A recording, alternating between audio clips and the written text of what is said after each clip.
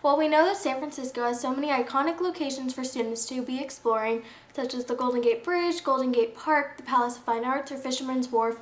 We really wanted to create a really great community in Fromm so people have a safe place on campus to go to.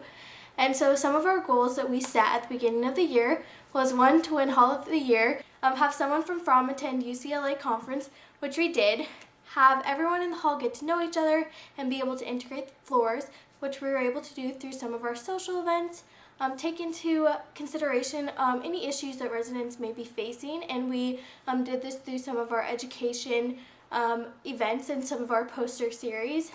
Have the people sitting here at the first meeting, sitting there at the end, which all 7 of our council members stayed throughout the whole year, which was super awesome. And then we also wanted to create successful events with a decent amount of people, and I think we were really able to accomplish that this year. In November, I joined RHA at PACUR, which is a regional RHA conference with universities from all over the Pacific region. Over this weekend, I learned a lot of great tips for engaging residents in your hall and planning successful events, and I was able to bring these back into my own hall this year. Our first event of the year was a Halloween social, and we had pumpkins and our residents came and painted them, and we had snacks and apple cider, and it was just really fun. It was like a pivotal event of the year where it just set the standards for the rest of the year, because we really didn't know how many people were gonna come, and we didn't know if it was gonna flop or not, but thankfully it didn't. Like, so many of our residents came and so many of them had a great time, and it was really good. At the beginning of November, we did, for our community service program, we did the feminine hygiene drive, where residents here can use their flexi or any of their, if they wish to use their money to buy feminine products such as pads, tampons, toothpaste, and we hosted a drive where we put bins outside in the lounge and residents can put those donations into the bins, and we sent all proceeds to St. Anthony's, which is a church that would provide all those donations to the homeless women around who would need them. And from this drive, we were able to get about a bin and a half of donations, which was really successful, and we felt like all the residents were really engaged and happy to donate all these.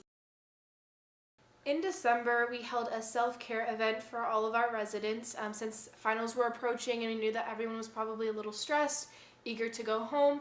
And at that self-care event, we had stations where residents could make various types of natural face masks with oils and things like banana and granola, and we thought it might be a little difficult, but it ended up turning out really well. And we also experimented by making lip scrubs and aromatherapy bags with rice where you could put aromatherapy oil in and then take them back to your room so that you would have that calm scent around you when you were studying for finals. And a lot of residents ended up coming through, and we got a lot of participation and great feedback, and it was awesome to just see everyone's faces, and we hoped that that event ended up building a stronger community in Fromm. So we made posters for the months of February and March to kind of celebrate and honor those 2 months because they're really important for a lot of residents in the hall. Our Black History Month posters honored the people of color from our past, and our women's rights posters honored the women who paved the way for us today. We just had a From Home event at the end of the March.